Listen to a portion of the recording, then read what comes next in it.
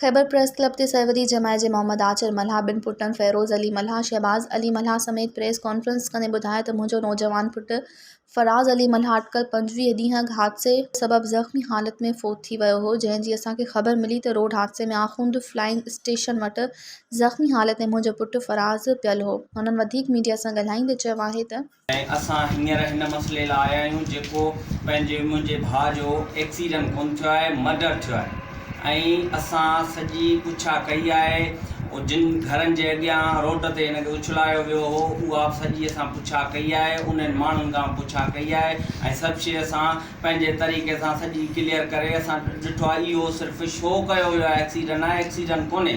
मुंहिंजे भाउ जो मर्डर थियो आहे ऐं उन में असांखे उनजे ॻोठ जे चङनि अची ॿुधायो त बाबा हिन सां फलाणा फलाणा विढ़िया आहिनि, पर असां मारियो कोन्हे।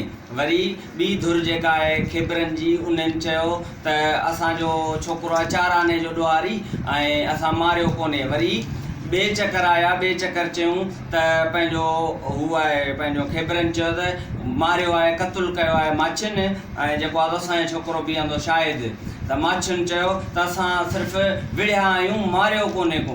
त विढ़िया आहियूं, मारियो कोन्हे को, त मारियो कंहिं आहे? असांखे इहा शइ असां पुछूं था त मारियो आहे त तव्हां छो मारियो आहे, असांखे वजह ॿुधायो।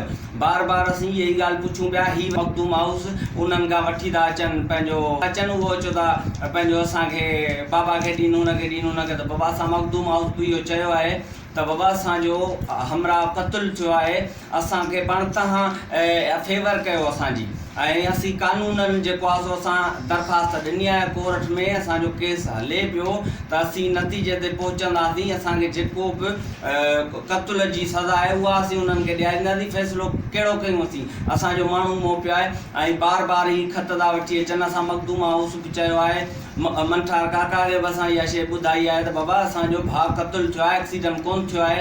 हिननि SSP साहब खे बि गाइड करे छॾियो आहे, ग़लति गाइड कयो आहे त बाबा हुनजो एक्सीडेंट थियो आहे, एक्सीडेंट कोन थियो आहे। असांजो भाउ मोह आहे, असांखे इंसाफ़ ॾिनो वञे।